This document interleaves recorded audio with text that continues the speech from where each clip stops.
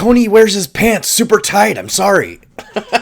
Okay, we are back. I am back. And unfortunately, you may or may not realize, my last video, I said I was sick. I realized I'm not sick. I'm having an allergic reaction. You might not be able to see it, but my right eye is super puffed up, and my voice might not sound fantastic. But I'm still going to record this. I'm still going on, and video disclaimers. These videos are completely unedited and unfiltered. So whatever you get is what you get. If I sound like crap, I sound like crap. I'm trying to get this to you. I don't want to edit it, because if I were to sit there and edit, I'm sure I would never post these. So these are completely unedited and unfiltered. So adult things are going to come out of my mouth. So, if your kids are in the room, probably ask them to leave the room or put your headphones on. And just so you know, there will be spoilers, especially for the movie that I'm reviewing, which tonight is Iron Man. 2008's Iron Man, the first film of the MCU Phase 1. And I have my little Iron Man here, my little Iron Man Funko Pop. This Iron Man is actually, he's a glow-in-the-dark Iron Man from Endgame. But anyway, we are talking tonight about the movie that started it all, Iron Man 2008. So let's get into it. Have no fear. Yes, I will give spoilers for certain movies, but have no fear. Look at the list of movies below this video. I will have a list of all the movies that I mention, and there will be a header so you can avoid spoilers for whatever movies you want to avoid spoilers for. You can do that. So let's get into it. How can we do a review about Iron Man, about Tony Stark, and not have a drink? Tonight it is scotch, because the first scotch and ice, because the first scene that we see Tony in, he has scotch on the rocks. I have scotch on the rock. I have one ice cube. A 12-year-old Macallan. Fantastic. Anyway, we are talking about Iron Man, which does qualify for something in the book. Challenge number 51. A film you personally relate to. We'll get to that. We'll get to that. Year released, 2008. Aspect ratio, 2.39:1. Running time, 2 hours and 6 minutes. Genre, action, adventure, sci-fi. Rated PG-13. Date challenge completed. I watched the movie last night, March 1st, Friday, March 1st. My rating, 5 out of 5, 10 out of 10. Love this movie for multiple reasons. Starring, too many people to put on this stupid little line, so I'm going to go on the IMDb. Robert Downey Jr., Gwyneth Paltrow, Terrence Howard, Jeff Bridges, Sean Taub, Clark Gregg, Paul Beatty. There are so many people. Jon Favreau's in this. He directed it as well. You know, there's just so many people in this. It's fantastic. Farhan Tahir. I love him in other movies, and this is the first movie that I noticed him in. He did a great job. Anyway, moving on. Directed by, I already said, Jon Favreau. Produced by Avi Arad and Kevin Feige. Okay, is it Feige or Feig? Feig? I used to say Feig, but then I heard somebody say Feige, and I'm like, okay, is it Feige? I hope I'm pronouncing that correctly. Written by, my handwriting is horrible, so I want to go to the cast list. Written by, I only did the people that did the screenplay, not the characters. Like who the character, plenty of people were involved with making the Iron Man character. But screenplay was by Mark Fergus, Hawk Otsby, Art Markham, and Matt Holloway. They were all involved in the screenplay. Music by, again, my handwriting is horrible, so I'm going to go on IMDb. Ramin Djawidi. I hope I'm pronouncing that correctly. Djawidi. Awards received. It was nominated for 2 Oscars. Sound editing and visual effects. It did not win either one. What I did put down is the Academy of Science Fiction and Horror Films. It won Best Director, Jon Favreau, Best Actor, Robert Downey Jr., and Best Sci-Fi Film. So it did win a couple of things there. Why did you choose this particular film? See later a question. I put see later a question. That's why. Why give it away now? Wait until the question. Have you seen this movie before? Yes, I've seen it plenty of times. I own it. I saw it in theaters when it first came out. Absolutely, definitely. Would you recommend this film? Why or why not? Yes, it is. It's fantastic. It's one of the great superhero origin films. To be honest, how many people knew who Iron Man really was before seeing this film? Yes, there are a lot of people out there that are comic book enthusiasts. Absolutely. My brother is one of them. Two of my brothers actually are comic book enthusiasts. I got into comic books for a little while. I did read a handful of them. I have a handful of them on the bookshelf. But Iron Man was never a big one that I read. Spider-Man was not one that I read. Batman I did read. I read Batman a lot. I read Superman lots of Superman. I was a huge fan of Superman. I read a bunch of X-Men, but Iron Man was not one that I read a lot. But Iron Man is somebody I knew because he was the Marvel Batman, if that makes sense, if you understand what I'm getting at. He is the basically the Marvel's equivalent of Batman. Okay.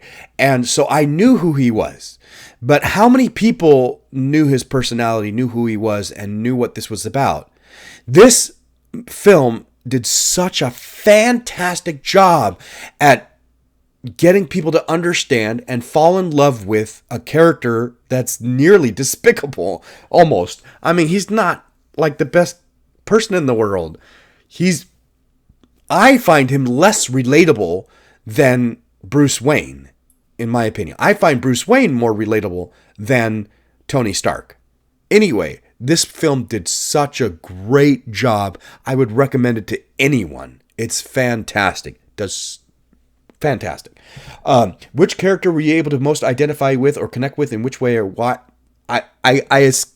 I changed this again to which character would I like to play? Obadiah Stane. Oh my God. And I've said this before, a lot of times the bad guys are the ones that I really want to play because they're so fun. And just Obadiah in this film gets to play two characters. One, he gets to play the father figure. And I think I've mentioned how that I relate to as well, that being able to play that father figure. Okay, so the father figure is a great character for him to play. But then he also, halfway through the film, spoilers, halfway through the film, you find out he's the villain. So he gets to play in the first part of the film that father figure, that great father figure, and then halfway through the film, he turns into the villain and he gets to play the villain. Such a great character. I would love to play Obadiah Stane. Best line or memorable quote. I mean, come on. I am Iron Man. It's so famous that they used it at the end of the whole thing in Endgame. I am Iron. They used it again, of course. Very, very famous line. Very, very famous line. Here is the question. Tell how you personally relate to the film. Tell how you personally relate to the film. I was in it! Okay, there it goes. The foot falls, the shoe drops, whatever. Yes, I was only background, but this is the first film that I was ever in. 3 days we filmed. At night, all at night. The setup was during the day. The filming was at night. I had to be there like almost 12 hours each day. It was insane, but it was 3 days worth at the Disney Concert Hall. If you remember, halfway through the movie, there is that party, that firefighters benefit fund at the Disney Concert Hall, and I was there the entire time. It was the second scene filmed. So we literally were in the beginning of filming this film. There wasn't much filmed before this. I don't know what the first film was, the first scene was, but we were told that this was the second scene that was being filmed of this movie. And to be 100% honest,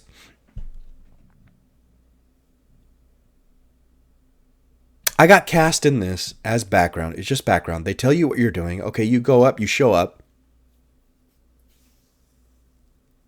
And when you get there, they tell you basically what you're going to be dressed as. I was a waiter at first. They said, we're going to make you a waiter. But then the second day, I think, or the third day, I can't remember. It was the second or third day. They were like, we're also going to dress you up as a reporter and we're going to put you outside. So I had multiple things to do. A lot of us did. And when I watched this scene, I know this review is going to be a little long because I have a lot of insider stuff. So when I watch this scene, I see people that I hung out with, for those 3 days. And I'm like, wow, I picked him out there and I pick him out there and I pick him out there and I pick him out there. There was this one guy, I thought he was really cute. He totally, on his, yes, back then, 2008, we filmed in 2006. I want to say 2006. I may be wrong. It may have been 2007 that we filmed. The movie came out in 2008. Anyway, I remember this guy. I thought he was kind of cute, and I kind of wanted to talk to him, but he was on his iPod. Yes, back then there were iPods, not iPhone like you would have the iPhone. Yes, there were iPhones back then, but the iPod was what you put all your music on. And he had this iPod and he was totally like aloof the entire time. Other people you sit, you chat with, you have fun. He was totally like isolated. He didn't really want to talk. I don't know if he did or didn't want to talk to any of us, but or if he felt like he was above all this or whatever. I had been doing background for a long time, a lot of TV. By the time it came around for me to do Iron Man. So I had talked to a lot of people who their job, their lifelong job, how they made their living was background work. And so I got to know and learn and talk to a lot of people who that's what they do. And don't discredit background, because if you weren't for background people making the scene look real, it wouldn't look real. Without the people, without all those waiters, without all those people dancing, without those reporters on the line, all of those are background. Without all those people, it would not look real. It would not look like a real event at all. It wouldn't. So you can't discredit these people who their job is to do background and to make it look real. And they're fantastic at it. And I met a bunch of people that their career, their moneymaker is just doing background all the time. They don't want to be Robert Downey Jr. They don't want to be Jeff Bridges. They don't want to be that. They want to be, they do background. And you've got to respect that and love it because they make it look real. Anyway, I remember this one guy on his iPhone, and I see him throughout these scenes in multiple places. He also played a waiter. He also played, like me, he played a waiter, and like me, he played a reporter on the line, blah, blah, blah. So I see him. Anyway, I love watching this movie and that scene particularly just because I was there. And I know that I'm meant for something more than just that. But this is the first time that I did a film. And it was the first, Phase 1 MCU Iron Man. And to be 100% honest, when I found out what I was going to be in, I was like, they cast Robert Downey Jr. as Iron Man? The druggie? Because from what I knew of Robert Downey Jr. at the time was he got busted for drugs multiple times and was in rehab for it, and I was like, really? They're gonna trust this guy to play Iron Man? Iron Man's really important because at the time in my brain I'm thinking it's the Marvel Batman. He's very important. Yes, he's eccentric. I knew that. He was very rich, just like Batman. But in my brain, I had this image of Batman, not Tony Stark. I didn't know Tony Stark as well as I should have at the time. Anyway, I'm just doing background, so what does it matter? At the time, I was not impressed that RDJ was going to be Iron Man. But as my notes will say later on, I cannot imagine anybody ever being Iron Man but RDJ now. He's fantastic. And did we not do the same thing when Michael Keaton was cast, people were not okay with Michael Keaton being cast as Batman. And I still, to this day, think he is the absolute best Batman ever. I went and watched The Flash knowing it was going to be horrible. And it was. It was a horrible fucking movie. Knowing it was going to be horrible, I didn't care. I just wanted to see Michael Keaton as Batman again. And I got my Batman fix. And I was like, it was worth it. As horrible as that movie was, it was worth it. Okay, moving on. Let's not talk for an hour about that. The next question is, what emotions did you experience watching this film? Well, duh. Having been in it, of course, I was looking to see if I was going to be able to see me. The first time I went and saw the movie, I was like, I don't even know if I'm going to be able to see me. I wasn't in anything big. I knew the one big scene that I was in, and I was like, I wonder if you can see me. I take his drink. I was hanging out with Gwyneth Paltrow and Robert Downey Jr. I take his drink. I walk by in a flash. I don't know if you're going to be able to see me. Are you going to be able to tell it's me? I don't know. This whole blah, blah, blah, blah, blah. Okay? I'll get to that point. I'll talk a little bit more about it later. So I really was like wondering. I think I went with a couple of friends and like told them that I was in it, and I was like, oh, I'm gonna feel really bad if you can't see me in it. And then I got really excited because I noticed me when I went by. I was like, that was me. You can tell by my profile. Not now. Right now, I don't look anything like I did back in 2008 or 7 when we filmed, or 6 or 7 when we filmed. I don't look anything like it. Anything like it. Back then, I was 180 something pounds. I was skinny, small, what the gay community calls a twink. I really was. Now I'm 230 pounds. I'm more of a bodybuilder, more of a, absolutely. Anyway, I was very excited to see that you could tell it was me when I walked by my profile. And then I got to see me a second time. I was like, oh my God, that's me. Between RDJ and Jeff Bridges, you can see clearly, like clear as day.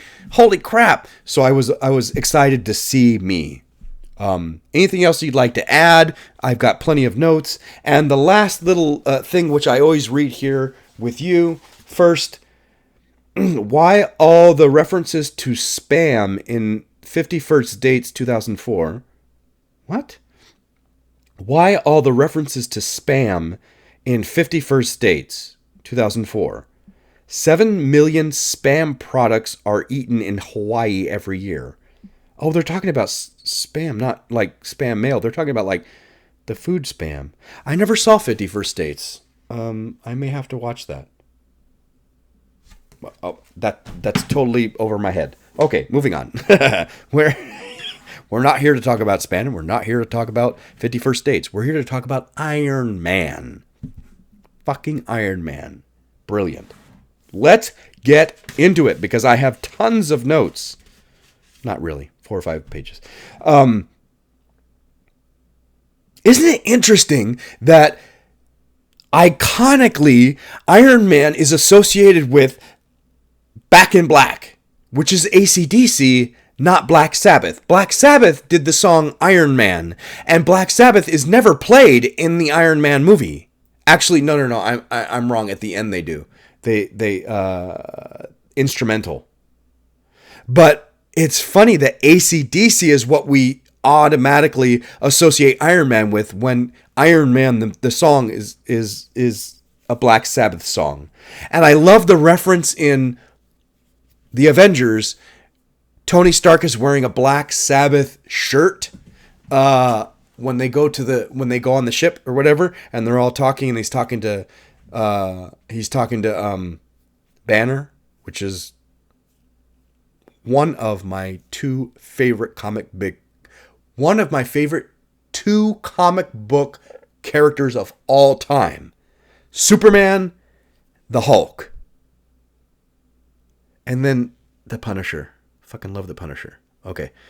Anyway, when he's talking to Banner, He's got the Black Sabbath shirt on. Anyway, so I find it funny. We open the movie with AC/DC's Back in Black. And that's associated with him. And of course, like I said, he's sitting in the car. He's drinking scotch on the rocks. I love this opening scene. It's fucking brilliant because in a matter of a couple of minutes, you establish the whole tone for the film. I love it when they do this. I want to establish the tone of the entire film in the opening minutes, and then the rest of the film has that tone. And what I mean by that is Tony, his eccentric behavior is automatically right there. Like RDJ is brilliant. Robert Downey Jr. He is brilliant in this, like seamless brilliant. I can't think of anybody else who could play this character like him. Maybe one of these days they'll cast somebody else and somebody else will play Iron Man at some point and we'll love him too. But wow. It's very much like pre-Heath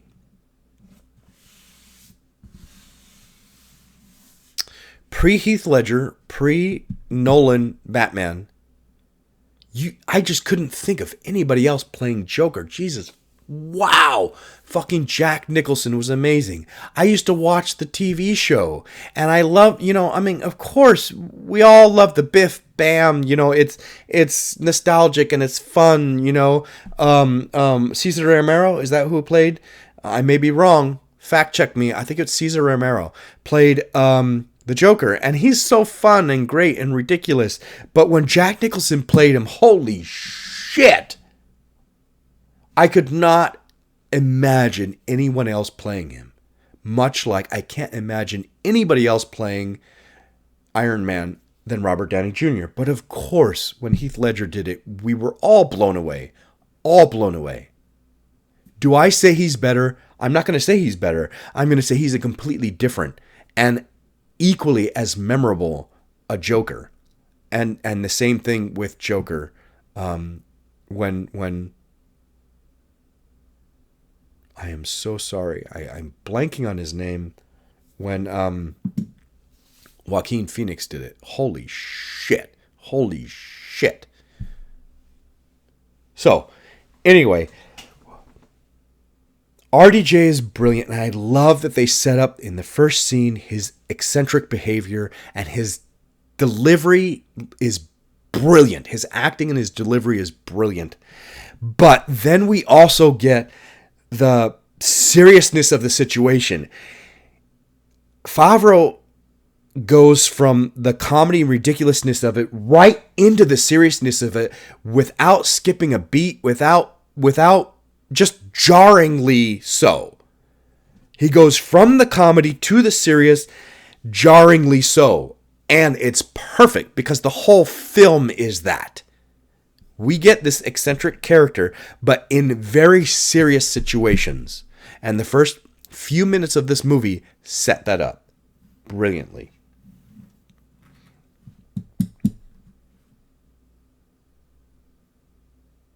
I love that they set up, Tony, he's got tons of money. His philandering, his lifestyle is all set up in the beginning. I love it.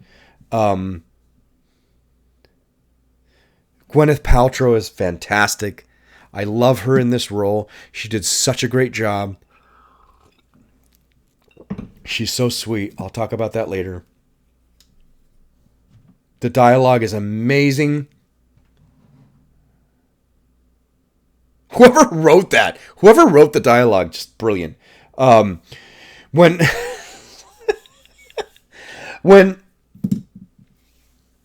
Tony gets on the plane with Rhodey. When Tony gets on the plane with Rhodey, and Rhodey says, "We're not drinking, we're working right now."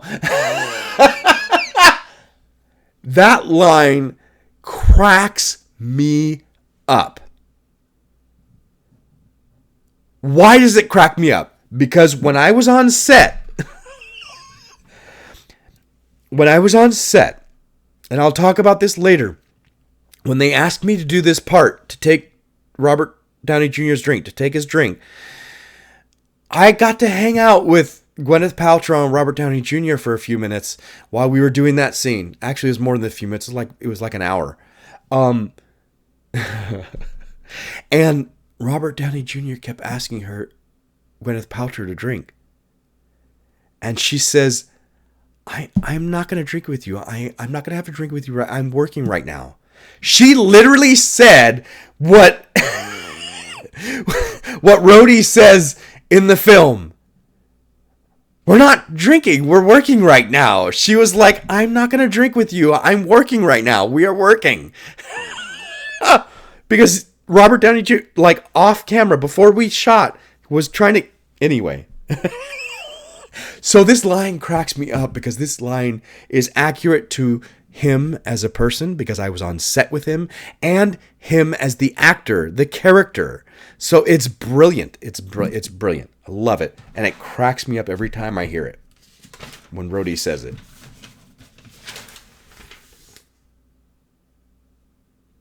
Tony, okay, so we've had our fun. We set everything up. I love this part where we show you the seriousness the first couple of minutes, but then we backtrack 36 hours. We show you how he got there, but he's still not taking... Favreau's not taking too much time. He's trying to move it along. He's trying to... Yes, we're trying to do an origin story. We want to get you to where we were, but we want to move the story along. We've got a lot to say. So he tries to take his time a little bit to show you some fun stuff. Tony's fun. Tony's eccentric. His money, how he relates to Rhodey, how he relates to Pepper Potts. Yes, we want to show that, but then we want to get right back to the seriousness of the situation. Tony was captured in the first couple of minutes of the film. Let's get back to that. Love it. Love it. We took a sidetrack to show you how he got there, but now we got to get back to it.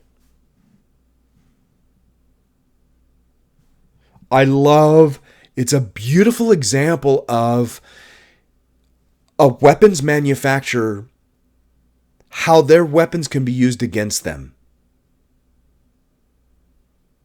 You're not just making an AK-47 for whoever you're making it for. You're not making a Walther just for the English. You're not making a weapon just for the person you think you're making it for. If you've created a weapon, much like the atom bomb, if you're creating a weapon, you've created it for humanity, and everybody's going to use it, whether for good or for bad. And I love this point where they show Tony being shown around and all his weapons. What is his line? I think you have a lot of my weapons. Well, of course. You've created them, and they're the best. Why wouldn't we have them? Why wouldn't we acquire them any way possible? Now he starts to see, I'm not just making weapons for the U.S., I'm making weapons for the world. It's a great way to show him what he's responsible for to culminate in his turning point as a character. Wonderful, wonderful.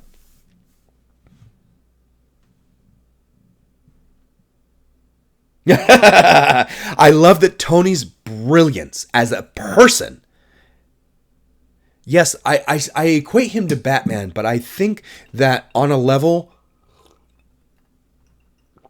if you were to rate Batman's intelligence and if you were to rate Bruce Wayne's intelligence and Tony Stark's intelligence, I think Tony Stark would definitely be a couple of notches above Bruce Wayne. Bruce Wayne may be an intelligent man of the world, but Tony Stark is, I would go so far as to say, a savant. He is insanely intelligent, and pieces just fall in line with his intelligence, as they show in multiple films. But I love that they show it here in this sequence where he is building, he's in a cave. I know that the line is later, Tony Stark was able to build this in a cave with a box of scraps. Yes, he is that fucking brilliant. When the screws are put to him, when the pressure is on, his life is at stake. Literally, the shrapnel is going to his heart. He is attached to a fucking car battery. So the stakes have never been higher. What does he do? Within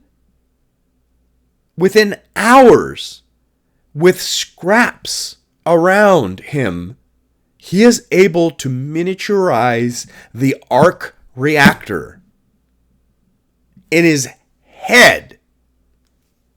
Without a computer, without Jarvis, without calculating, in his head, he's able to figure out how to miniaturize the arc reactor to save his life. Tony Stark's brilliance, his intelligence is insane. And you've got to get that from this scene. Holy shit. We see it. But he's constantly talking to Jarvis. He's constantly working to Jarvis. He has no Jarvis. He has no computer. This is all in his head. He's got to figure this out. All in his head, in a cave, he miniaturized the arc reactor.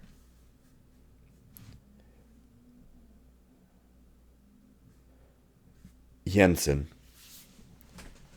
I love Sean Tubb in this film. He does a brilliant job. I don't remember seeing him before this film, but after seeing this film, I recognize him in other things.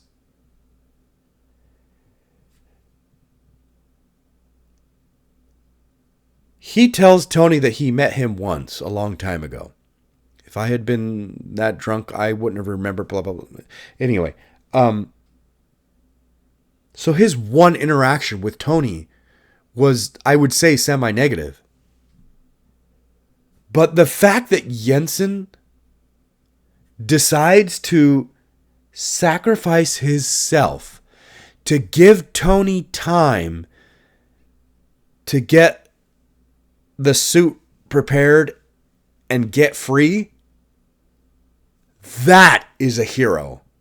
He sacrifices himself for Tony's life. He barely even knows Tony. But he realizes Tony is the best option, the best way to get free. And I think he also recognizes that Tony realizes the mistake that he's made.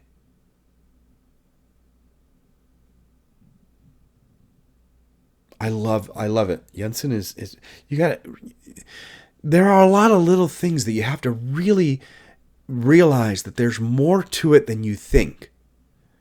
Jensen making the sacrifice play for Tony wasn't just fluff.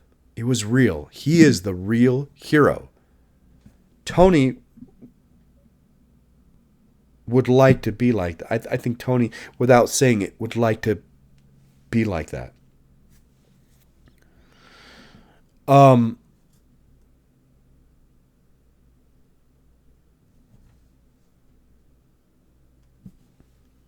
Without realizing it, Tony, at his core, is the hero we need him to be later on.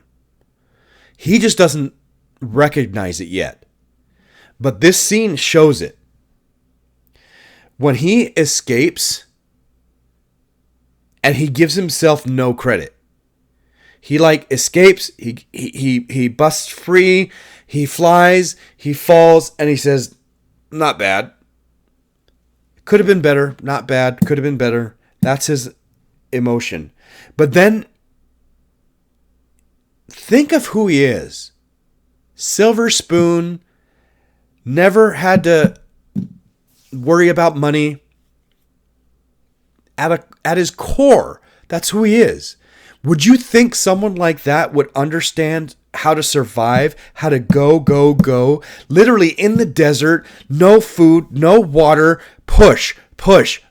Why? Because I have something more to give. I'm not just going to lay down and give up.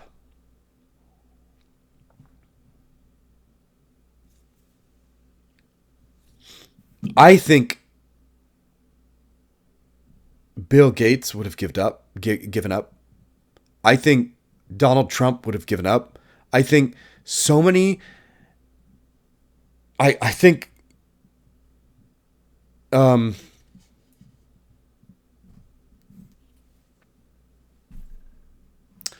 I have such a mental block because I really don't like the man, Tesla. I think he would have given up. He wouldn't have been able to figure it out.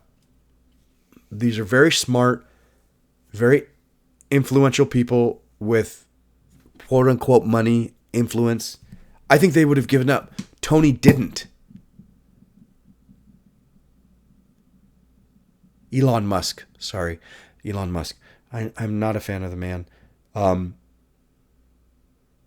I think if we think of the people in our lives today, in reality, who are like Tony Stark, they would have given up. They wouldn't have gone to the lengths that Tony did to survive and not give himself enough credit for having survived.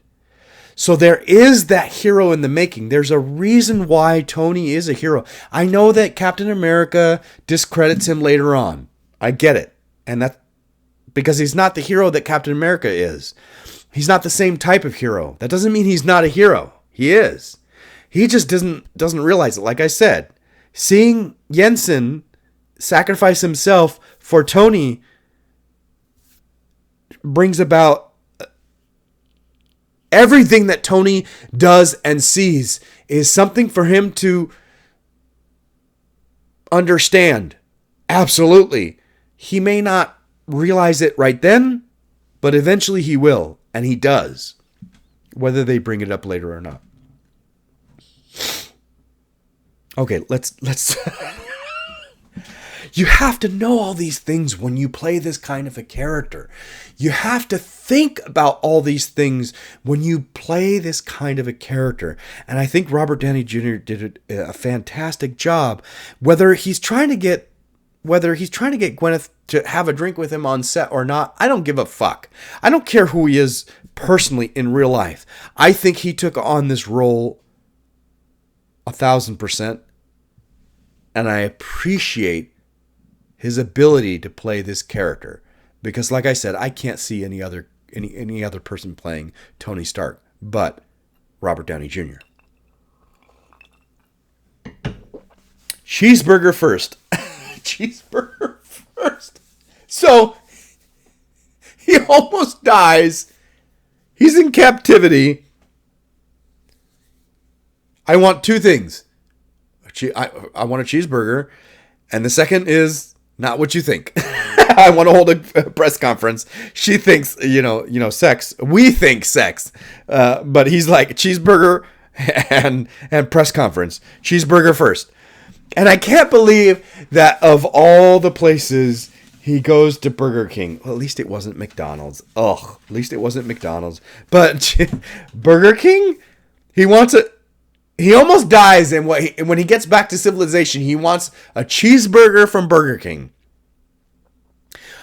I'm going to have to go back to Burger King, because I haven't been in years, and try their cheeseburger to see if it's really as amazing as they make it out to be in this film. You almost die, and what you want is a cheeseburger from Burger King. Let's move forward. Let's move forward because I'm moving a little slow through these notes. Phil Coulson from S.H.I.E.L.D. Love him. I love that they start something big. They knew that they were carrying through when they made this film. Was it going to be successful? I don't know, but we're going to try it. We're going to try our damnedest. And was it successful? Absolutely. Like one of the most successful film franchises in history was the MCU. And Phil Coulson, love him. Love Jeff Bridges. I love him in this role. Now, do I remember him ever playing a bad guy? I remember Jeff Bridges, staying hungry, Tron, so many other things than this. The Big Lebowski. The fucking Big Lebowski. And then he's in this, and you're like, wait a second. Oh my God, I hope I didn't.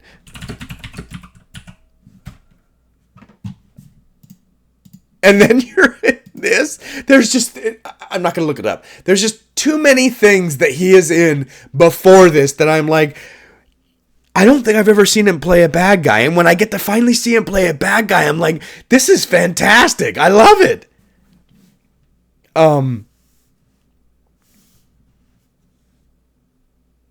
I love that scene when he talks to Tony. Oh, God, he's so great. When he talks to Tony about the arc reactor and he feigns his ignorance. Jeff Bridges does such a fantastic job in that scene. I love it. It's just a publicity stunt, right? Right? We haven't had a breakthrough of that in years, right? He does a great job. And he looks fantastic. I mean, he looks fantastic. One of the first examples of what I'm doing here, bald head and beard. Unfortunately, I can't grow a beard. It doesn't get much better than this. I am 33% Native American, and it doesn't do anything for my face. Unfortunately, I have a lot on my body, but not on my face. I wish that I could grow a beard like that because I would love to have that. He has such a fantastic look in this film. And he is one of the first examples I remember of the bald head, big beard look. Okay, moving on. Pepper, how big are your hands? This scene is so cute and so well done. I love this scene. It's so charming. I need your help. It's just like Operation. Don't touch. What's Operation? Just don't touch. And then she does. This whole scene is cute. I don't know how they did it. It must have been computer. I don't know how they did it, but it's really well done. His chest looks weird, so it's got to be computer. It's just a charming scene when she's trying to help him remove that thing and put the new miniature arc reactor in it, or whatever, the new chest piece in. Okay. I have to say this because Gwyneth Paltrow does such an amazing job at this.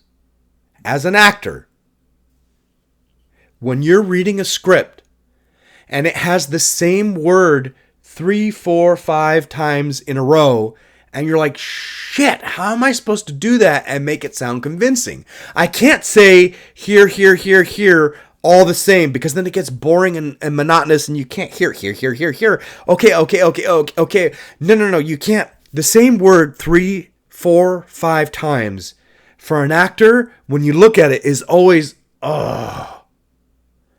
Now I have to figure out how to get each one of those heres in a row, nothing in between, to sound different, but correct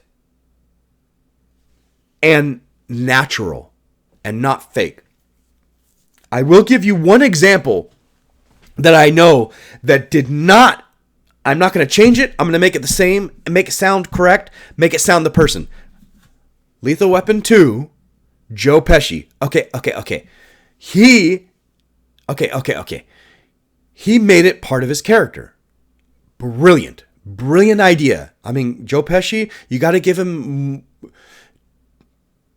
He is an Academy Award winner.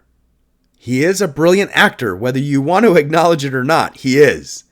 And that just, his choice to not, like I said, as an actor, we see that and we're like, oh, how do I make them different, make them sound? He said, nope, I'm going to make them sound the same. Why? Because that's part of the character. Okay. He came up with that. And it's brilliant. It's fantastic. Okay, let's get back to Gwyneth Paltrow in Iron Man. She has this line. Don't ever ask me to do that again. When she's talking about helping him with the thing. She does it so brilliantly and seamlessly. I don't know how long she worked on it. If somebody gave her input, if Favreau said, this is how I want you to do it, I don't know. But watching the film, I am fucking impressed as an actor hearing her do it, because she starts out, because the situation is funny. She starts out with the first one is ever ask me to do that again. She does it brilliantly. Like, wow. Don't ever ask me to do that again. She just does it brilliantly. And it makes me admire her as an actor to be able to take those 3 evers and make them all in a row completely different and believable. Believable. Brilliant. The first test of the flight control. Okay. I love when he blasts himself into the wall. I know it's computer, but it's still hilarious. The first test of the flight control, he blasts himself into the wall, he falls, and then fire extinguisher. And then the next scene, he's got ice on his head. It's just, it cracks me up. Cracks me up. If you douse me again and I'm not on fire, I'm donating you to City College. His lines are brilliantly written, and Robert Downey Jr. delivers them perfectly. Perfectly. I have this going on, which is affecting all my sinuses, which means I can't do a very good impersonation. And even so, his deadpan, brilliant, if you douse me again and I'm not on fire, I'm donating you to City College. I can't do it because I'm so plugged up. But he's brilliant in his delivery. I love it. I love the way he talks to his electronics.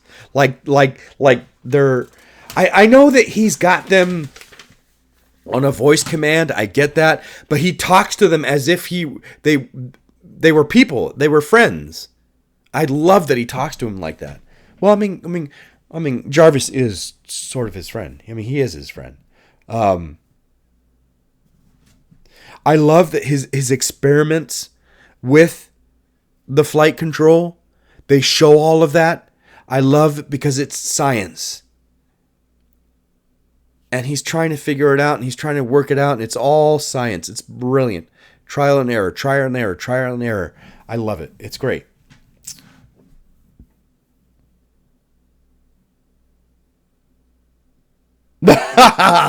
I love the hard rock when they do the systems control and the all the little flaps are testing of the Iron Man suit that first time when he's got the suit ready and it's systems control and the big heavy rock and then going through the suit. Oh, it's fucking great. It's just so much great energy there. The only other movie that I can equate to that energy is 300. There's so much great energy in that movie. When you're watching, you just feel the music and the energy of the scene. It's the same thing with this. The music and the energy of these scenes are just fantastic. Fantastic. I love it. So when he takes off, he goes to Santa Monica. He goes in space. He gets frozen. He comes down. He fires off again. He figures it out. Yeah. And then he gets home and he says, "Kill power." And he... It cracks me up. Kill power. He goes through the driveway and 2 or 3 levels of the house and into the garage and destroys his car. And then what? He gets doused with the extinguisher again. There are great comedic moments in this film. Jon Favreau did a fantastic job with this movie. Now, is it on the level of Guardians of the Galaxy? Guardians of the Galaxy is supposed to be comedic and hilarious. This, I feel, has that brilliant... When I watch Guardians of the Galaxy, I'm expecting comedy. When I watch Iron Man, I'm expecting brilliant comedy mixed with brilliant action. Great action. This has a really well-balanced comedy action. Guardians has action. I'm not saying it doesn't, but it doesn't have the same feel of action as this does.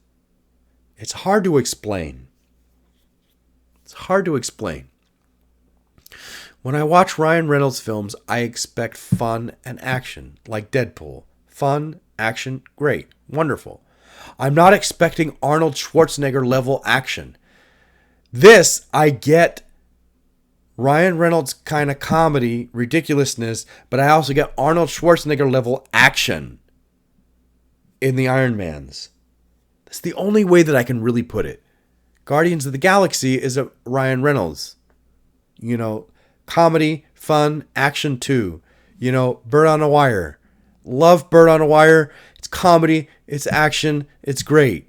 You know, Lethal Weapon, not the first one. The first one was very serious and fantastic and wonderful. The other ones, 2, 3, and 4. Comedy, action, you know, we get both of them together. Iron Man delivers that kind of comedy, but also a great level of action.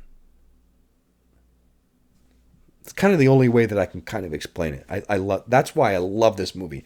It's got polar opposites but coming together really, really well. Oh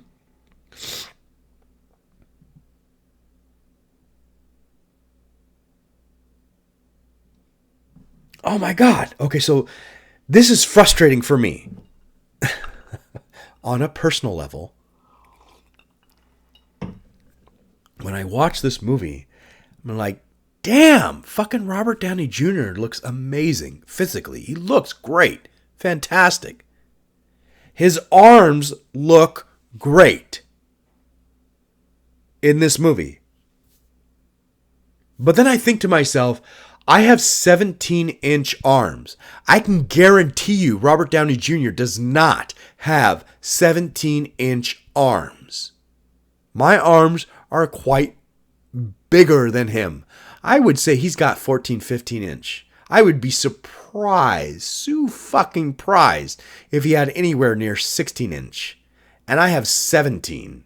Okay? So my arms are about 1.5 inches, 2 inches, maybe even 3 inches bigger than him. But his arms look fucking amazing in this film. And I've never looked at my arms and thought my arms looked like his. I think part of it is not just the size. It's the fact that RDJ naturally has much lower body fat percentage than I do. I come from a family, we're all big boys. We all have, you know, a higher BFP, body fat percentage, than you know, the Bruce Lees, the Brad Pitts of the world. And Robert Downey Jr. probably has like a 10 or below 8% body fat, where I'm sitting probably somewhere in between 15 and 20% body fat.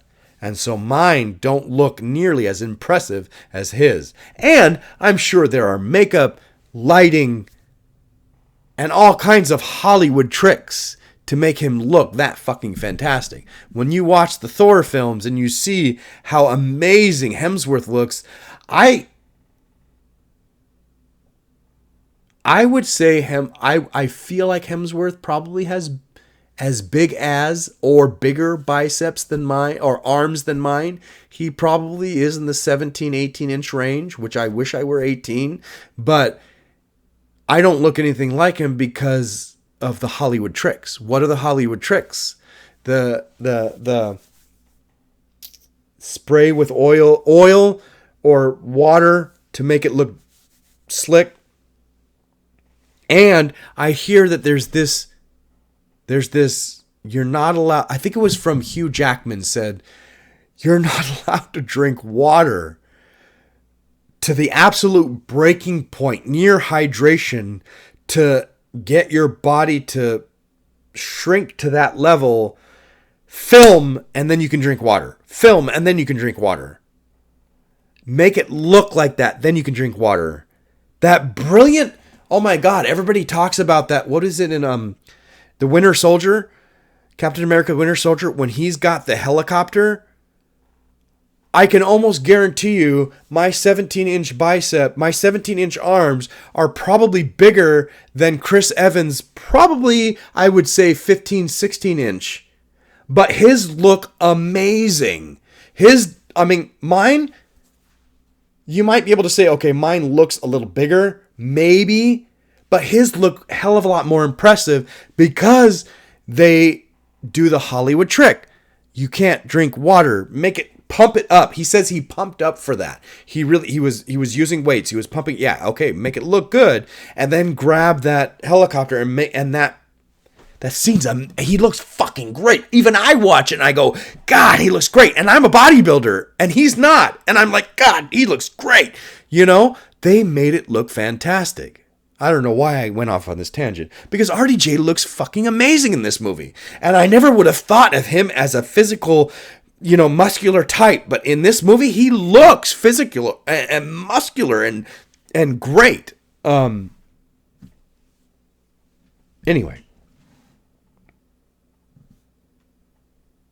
Oh, okay. Perhaps if you intend to visit other planets. I remember watching this in the theater and hearing that line and going, "Oh yeah, he does." That's a cool little nod to Iron Man's comic book character. He does visit other planets. If you intend to visit other planets, yeah, because of the icing, you know. If you may have missed that line, maybe not. Because of the icing, he says, "Let's use a different metal." I can't remember what it was. I would have to rewatch it. But Jarvis says, "If you intend to visit other planets," which he does. Okay. The Disney Concert Hall in LA. Let's get into it. Let's talk about it, because I was there.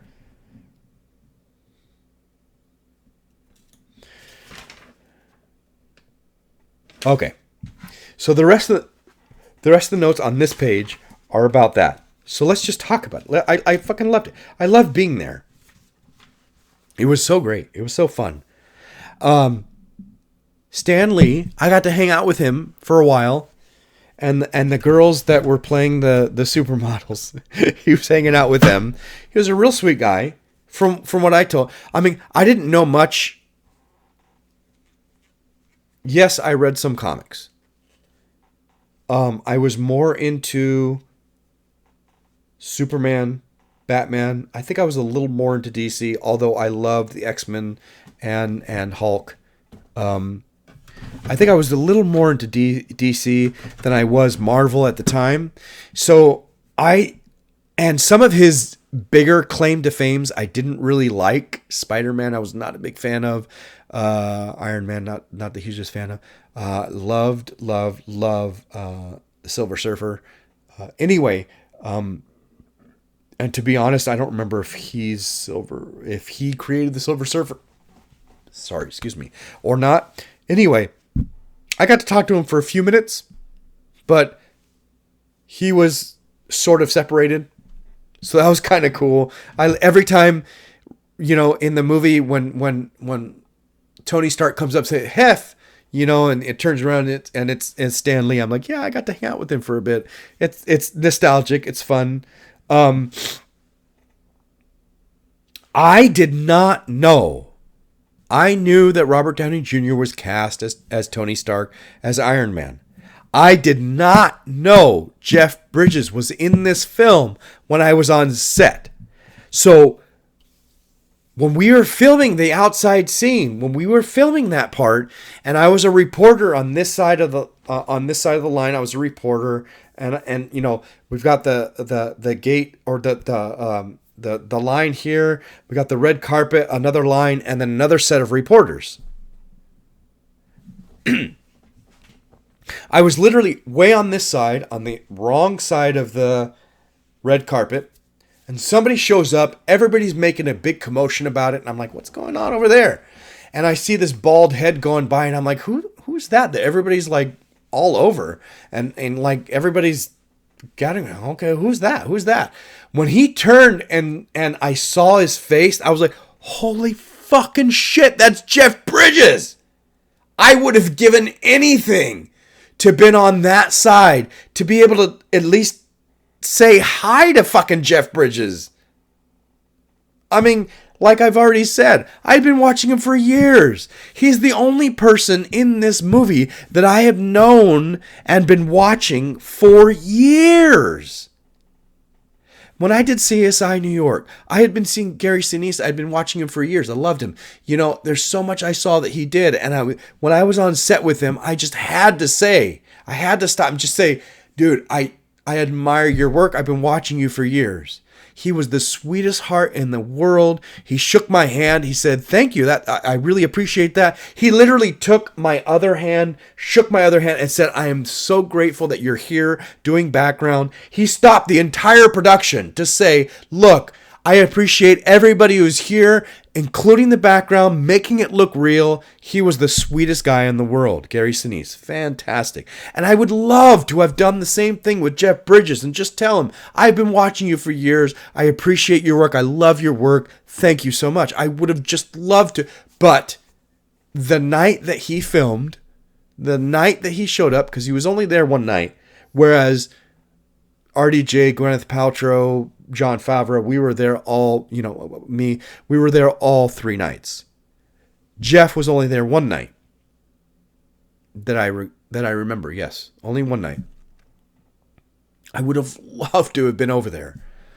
But as heartbroken as I was to not be on that side, I was so thrilled when I watched the film and you see me in between Robert Downey Jr. and Obadiah, Jeff Bridges. I am literally right in between them, plain as day, as a reporter.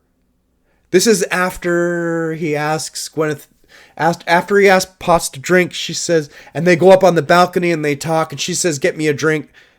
They dance first. They go up. She says, get me a drink. He goes down. He talks to the reporter, and then he goes outside to talk to Obadiah. That's when you see him, Obadiah talking, and right in between is me as a reporter. Boom. I was so happy when I saw that, because at least I didn't get to talk to him, but at least I was in the same scene with him. And one day when I do get to meet him and talk to him, I'll tell him.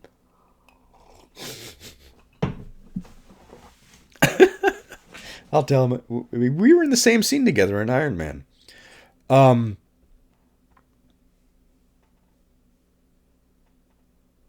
So the scene that I was in that was one scene. So the scene that I was in. So here's the funny thing. I was taking off my socks. I'm getting really hot.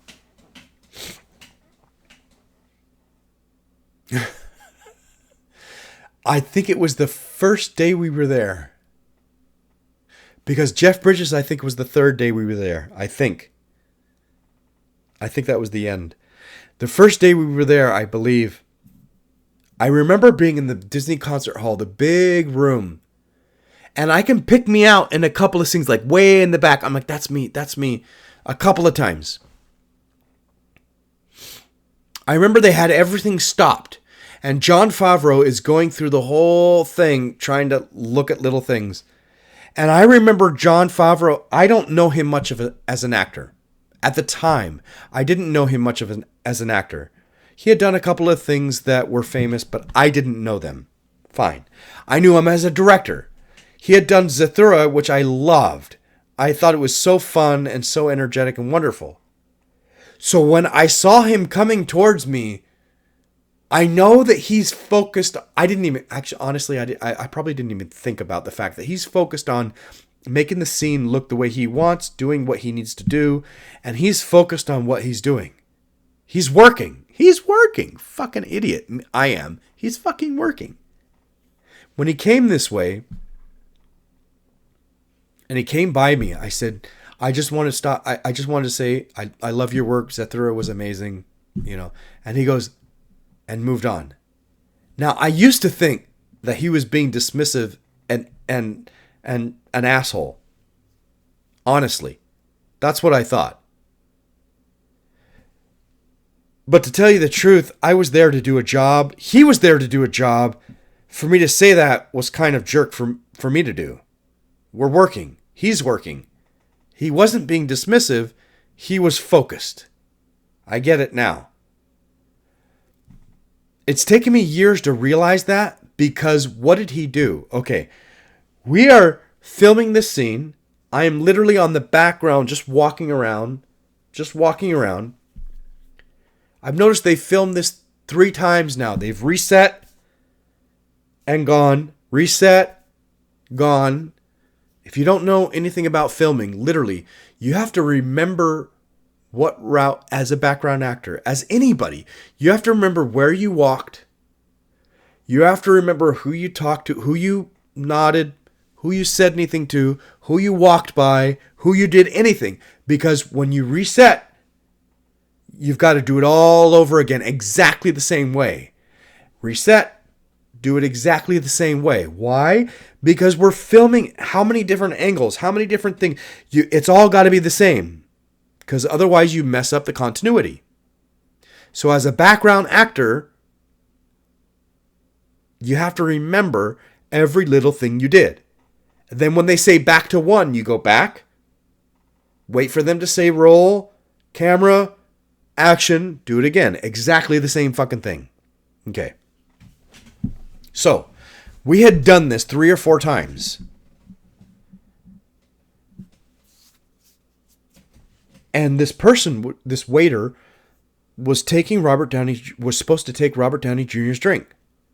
He asked Gwyneth Paltrow, Pepper Potts. Tony asked Pepper Potts, Robert Downey Jr., Gwyneth Paltrow, to dance. The waiter is supposed to take his drink because at the time he has a drink. He needs to get rid of that somehow. Okay?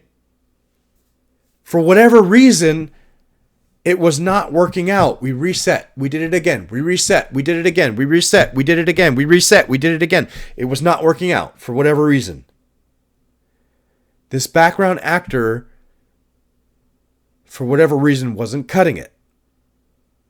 They asked me.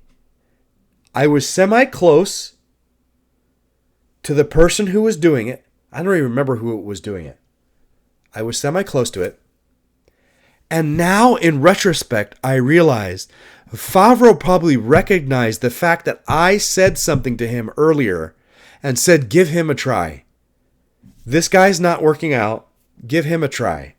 And it's probably because, like I said, I had said something to him earlier in the day. I appreciate your work. Thank you very much for Zathura. I really like Zathura. So he said, give me a try. So the whoever it was, I don't know who, the coordinator, whoever it was, came up to me and said, this is what we need. Robert Downey Jr., he's asking her to drink. He's asking her to dance. We need to get rid of his drink. You need to come by and get it. This is the line you go on. This is the line you pass the camera on. You just need to go by and take his drink. That's it. And I was like, okay. Give me something harder to do. I played Hamlet when I was 17. Give me something harder to do. Okay, fine. That's what you want? I'll do it. Literally, in my brain, I was like, really? Okay. I don't understand what's so hard about that. I don't know why we've done it 4 or 5 times. I don't know why. Anyway. So we sit for a bit. We're resetting up. So I'm hanging out with Robert Downey Jr. and Gwyneth Paltrow. That's when I heard him be like, we need a drink. No. Not then. So we're hanging out, chatted with Gwyneth Paltrow for a couple of minutes. We're getting ready. Downey Jr.'s over there. We're getting ready. Okay, here we go. We're getting ready. Okay, fine. Go. Action. Set action. I hear the line. Boom. Okay, what I'm doing is I'm going to get drinks for somebody who ordered drinks. I'm walking by.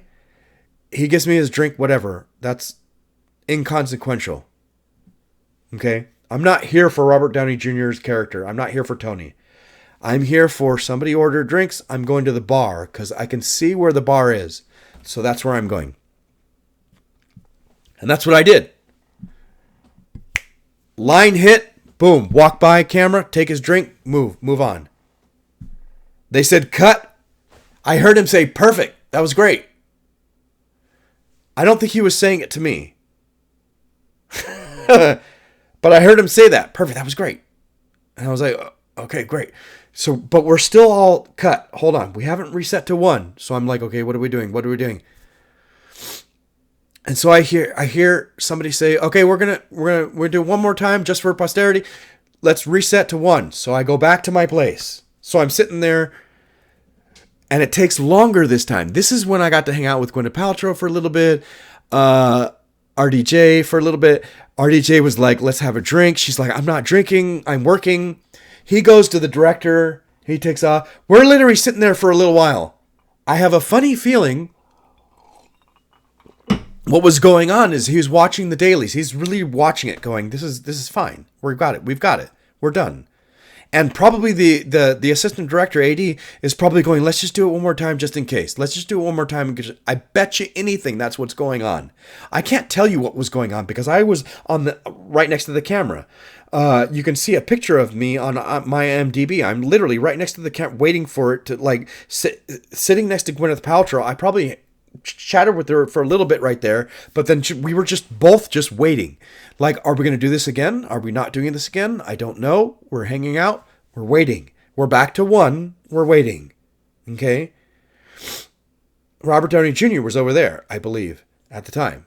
And so, he came back he went back and forth a couple of times. But anyway, I bet you that's what was going on. I bet you Favreau was like, we've got it, we're fine. And the AD was like, well, let's just do it one more time just in case. So what we did is we did it one more time just in case. Actually, one more time, I did the same exact thing. I was going to the bar. Somebody ordered a drink. I'm going to the bar to get a drink. He just happens to put his glass on there. Fine, I take it because I'm a waiter. Who cares? Whatever. Boom. Done. We did it in 2 takes. We were done. And that is the take that's in the film. One of those takes was in the film. Took me 2 times. The guy before me, 4 times. It wasn't working out. I don't know why. I can guess. I did a review. I can't remember what. But I remember... I can't remember what other review I've talked about this before. But Matt Damon talks about being on the set of Gone Girl with Ben Affleck. And the brilliance of the director, Gone Girl, who was that?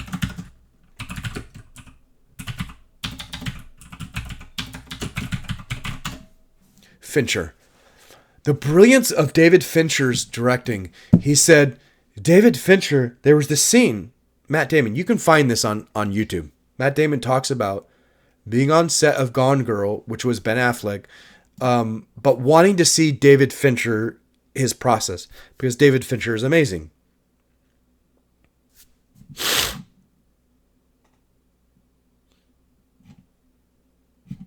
Anyway, there was this background character who's supposed to walk by as they're having their scene here.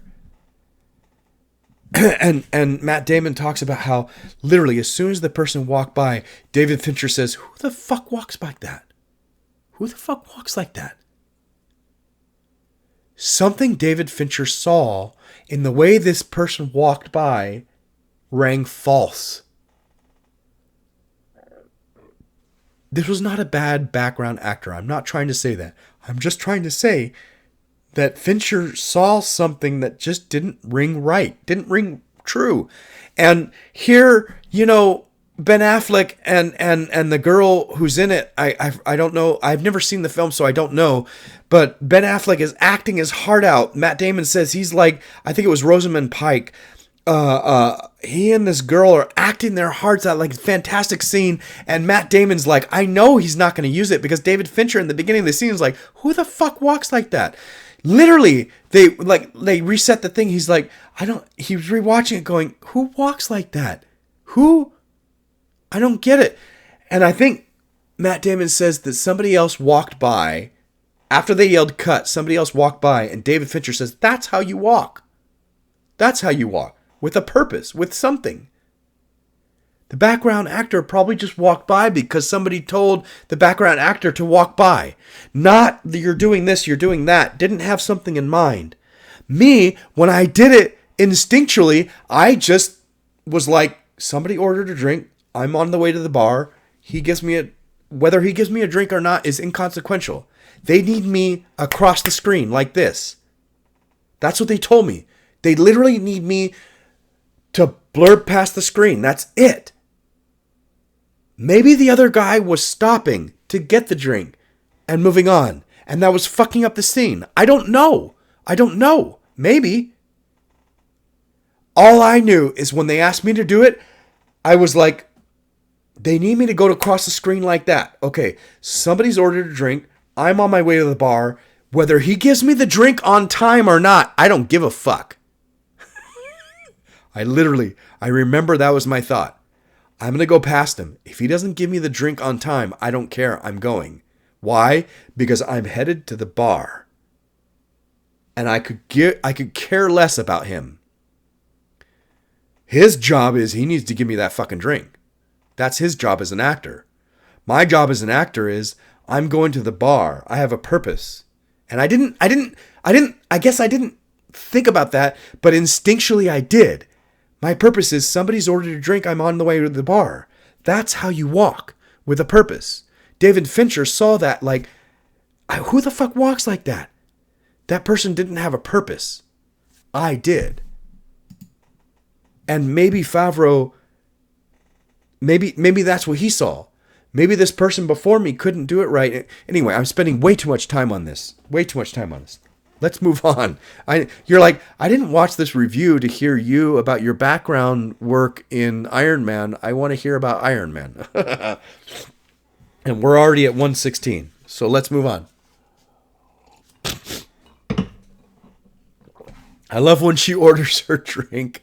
I would like a martini, very dry, with lots of olives, like at least 3 olives. When she says lots of olives, I'm like, what does she want, 6 or 7? And she's like, at least 3 olives. I'm like, I want 2 olives in a regular martini. 3 olives is not a lot. It's just 1 extra. But it's funny the way she does it. She does a good job. Golmira. No. I already said that. When I go out and talk to Obadiah. Yeah. I already said that. I love when Obadiah is revealed as the villain. And now, like I said earlier, we get this. We have already had the father figure, Obadiah, but now for the rest of the movie, we get the villain, Obadiah. Fantastic. I love the sequence of him getting into the Iron Man suit, finally. When he gets upset and he finds out about Golmira and he's going to go there. When he gets into the Iron Man suit, it's brilliant. I love it. Great sequence. That first fight scene with Iron Man when he goes and fights, it's everything that we wanted. Now we want to see an effective Iron Man, and we get it. It's brilliant.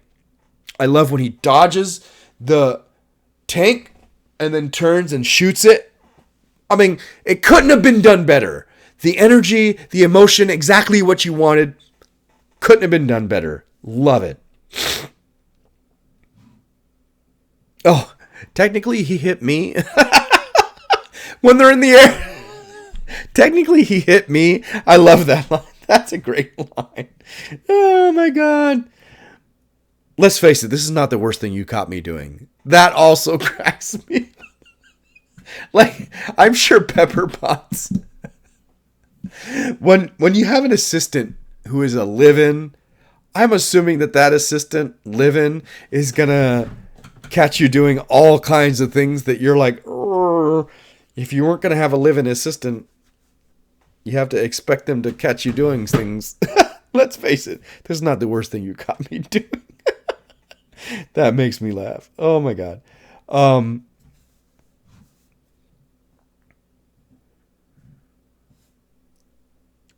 I shouldn't be alive unless it's for a reason. Here we get that glimpse of him being Tony turning into the hero. When he realizes there's a reason for me to still be alive, what is that purpose? Live up to that purpose. We start to see that change in him. I love it.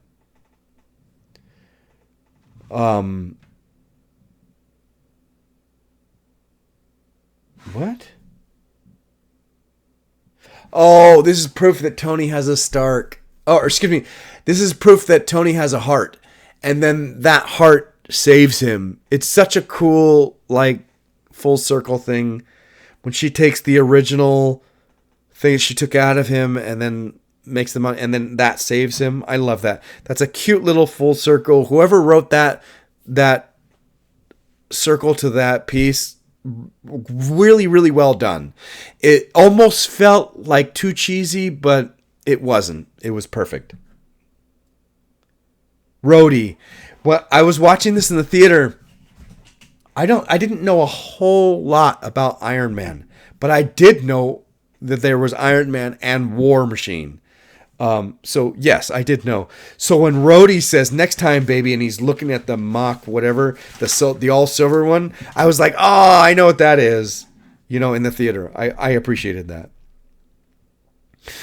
When Obadiah in the suit,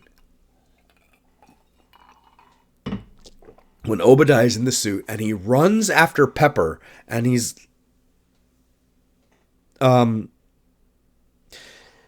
him as the big hulky thing running after little Pepper and through all that stuff and just tearing it up. When you watch that scene, it is a direct, they copy that scene in the Avengers. When the Hulk is running after on the ship, he just turns into the Hulk and he's running after Black Widow. She's trying to escape. He's just raging and he's running after her and he's running down the hall, tearing it. Look at it. It's the same thing. It's the same shot. It's really well done. Really. But they mimicked that same shot from Iron Man in the Avengers.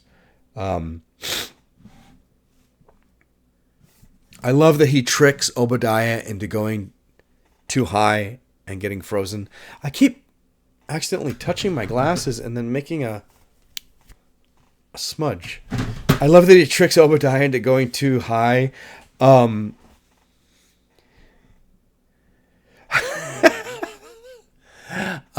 Yes, the action sequence is great. It's fantastic. I love when they get to the end and Coulson's like, here's the story. Brilliant setup when he finally says shield. But Coulson's like, here's the story. And Tony's looking through and he goes, even I don't believe I'm Iron Man. I love that line. That's so cute. And what a brilliant ending. And I already said it. I am Iron Man. He delivers that so well. And it's so iconic now. It's so perfect. It's so, no, I am your father. It's so, I'll be back. It's so many things. And so well done. I am Iron Man. That when we get it in Endgame, it's like, oh, that's what we wanted. Did I want Tony to save the day? No. But if we had to have Tony save the day, that line is brilliantly placed at the end. Wonderful, wonderful. And then, of course, like I said before, they have the instrumental version of Black Sabbath's Iron Man, the song, playing during the end credits. Now,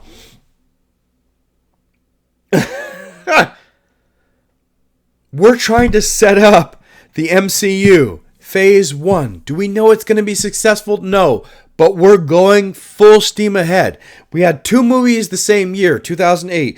Iron Man was first. The Incredible Hulk was second. Unfortunately, The Incredible Hulk, for the most part, people like to forget that it was part of the MCU. I love it.